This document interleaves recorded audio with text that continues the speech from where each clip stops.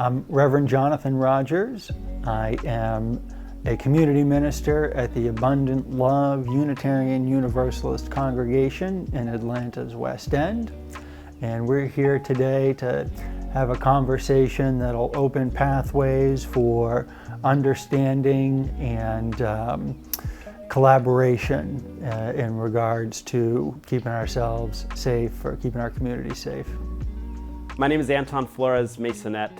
I am a spiritual director, a pastor, a nonprofit executive director, and a person of faith.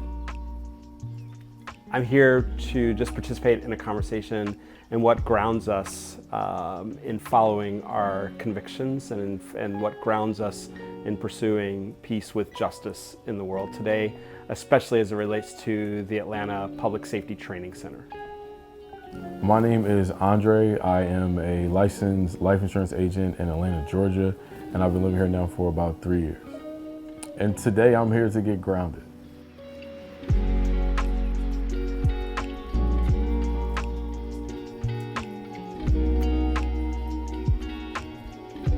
We live in a world that's so fast-paced and so distracting and can pull us in a lot of different directions, and sometimes even some of our own values can sometimes feel as though they're conflicting.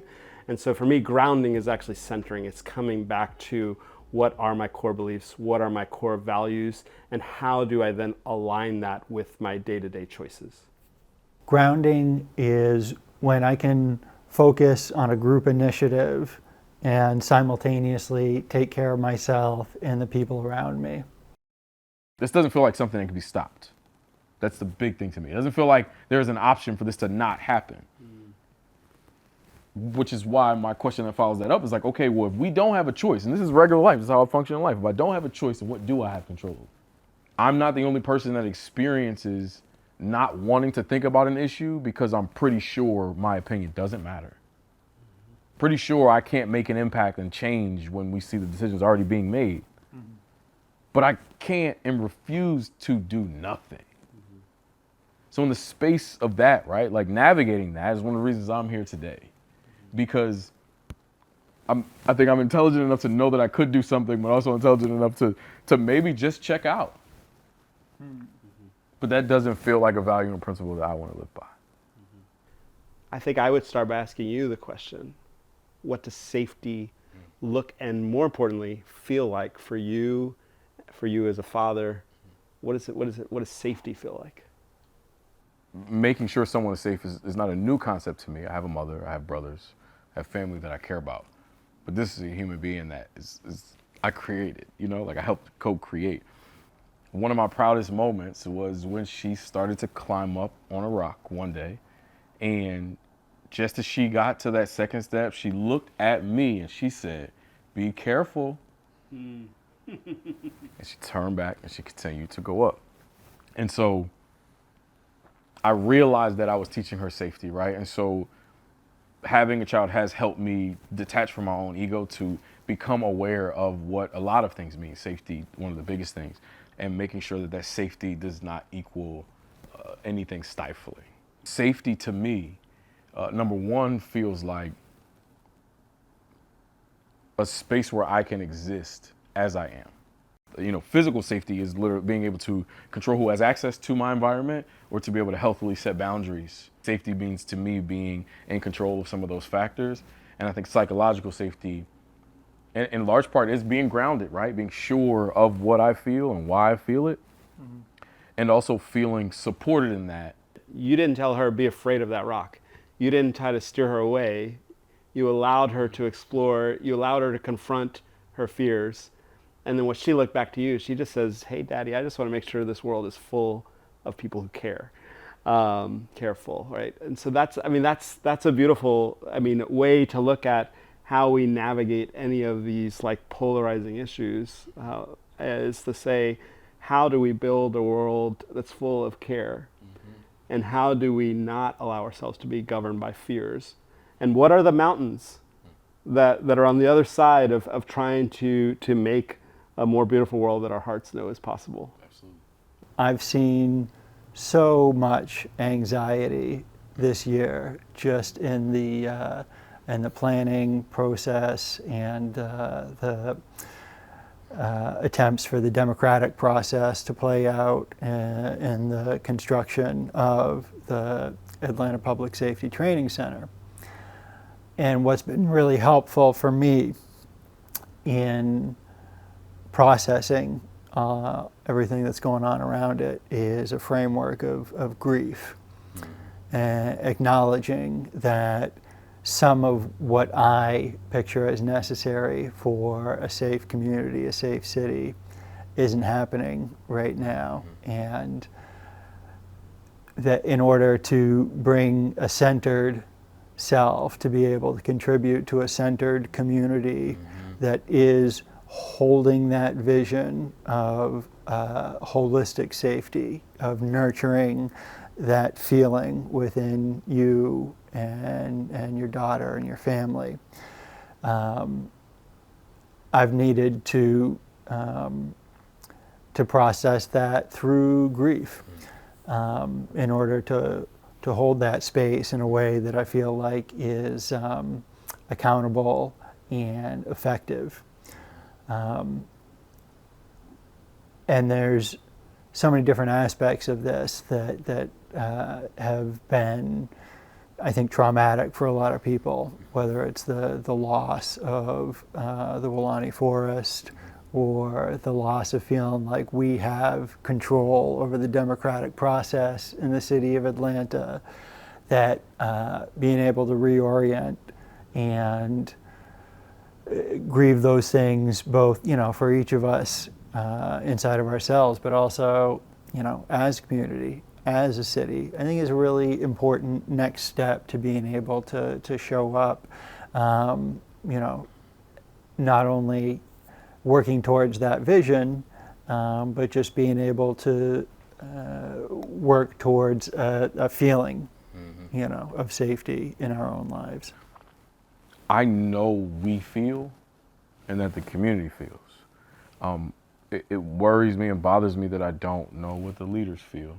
I would suggest that we do know what our leaders think about this, that they've spoken pretty clearly that the important thing to them is for Cop City to be built, for it to train a police force skilled in urban warfare that can be turned on the citizens of Atlanta in times of revolt and civil uprising, and that pleasing the corporate class of the city is more important to them than listening to their constituents. So I think it's also important to remember the history of that land, and that history stretches much longer. And that history, this is just one more milestone of injustice, right? So you've got, we know these histories of the indigenous peoples who were in this land, the Muskogee Creek and their forced displacement.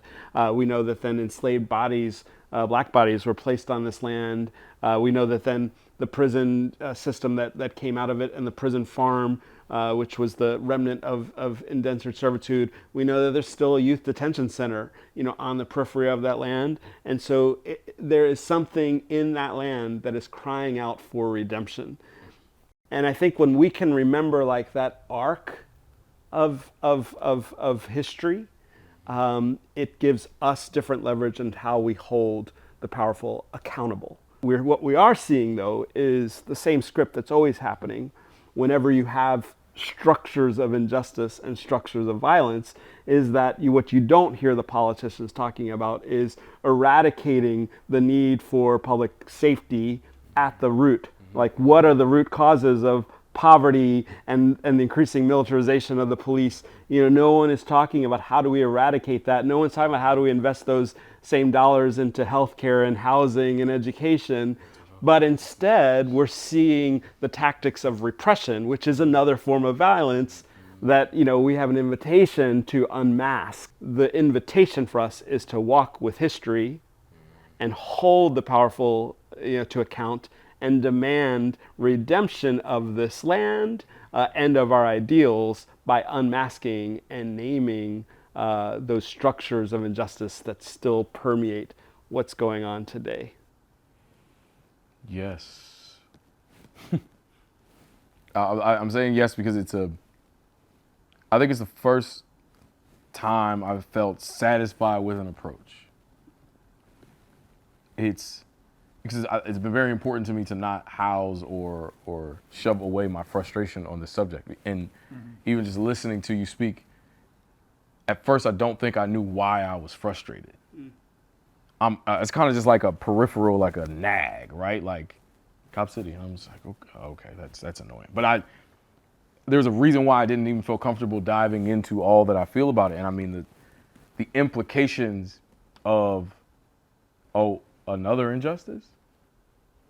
I mean, like we've all, there's only been so many, when you got two cheeks, you can't just keep turning, right? And so my worry is that the frustration that's inside of me is not the only frustration that exists.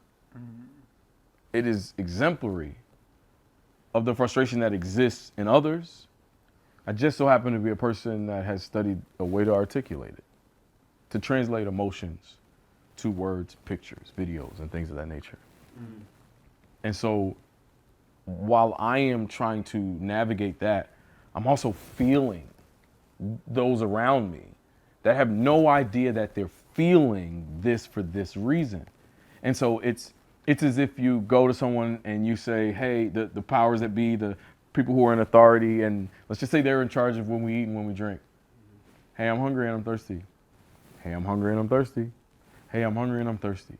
For love, kindness, and consideration, psychological safety. Hey, I'm hungry. And that's ignored. And or they do the opposite, right? Which is strip it away from you, right? That's what happened when we all saw George Floyd's face on our television screen. It was like, I'm not safe. I can go at any moment. Not just because I do something wrong, but because someone who has power doesn't know how to yield it properly. That has nothing to do with what I do. It has everything to do with another person who's supposed to be prepared to protect and serve me.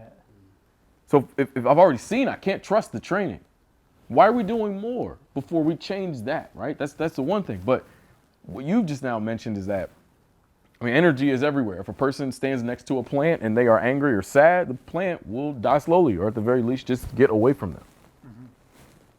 So what's happened to all these acres of land that have had years and years of pain in the soil?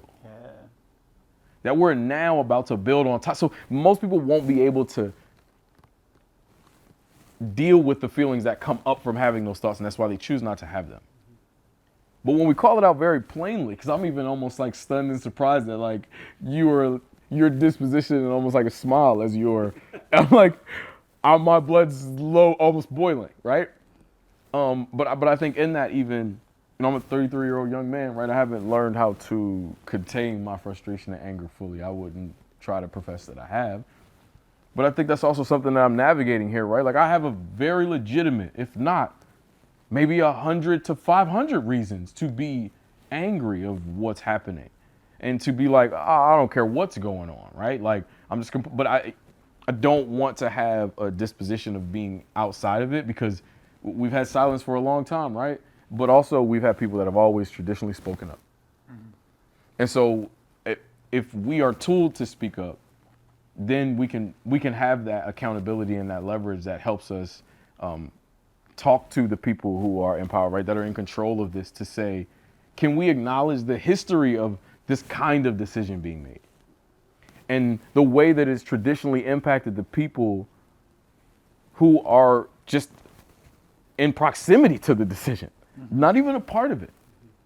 If we just examine that and then say what wasn't done, I think that we would be in a tremendously better place. And I think the biggest disappointment with this project in Atlanta is that it feels like all of that history was missed. And Atlanta is a center point of civil rights, a center point of where we figured out what our rights are, what they weren't, what they need to be, how we can be properly educated, motivated, and aligned as a community. This is a place where the structure for that was built. So it gets to be very dangerous when we ignore the history and the structure of our ancestors. we are ancestors, right? Like our kids, all three of us sitting here have grown up in this society, right? So like we're tied somehow. And even if not, we still end up here, right? We end up in these situations where we are talking to each other.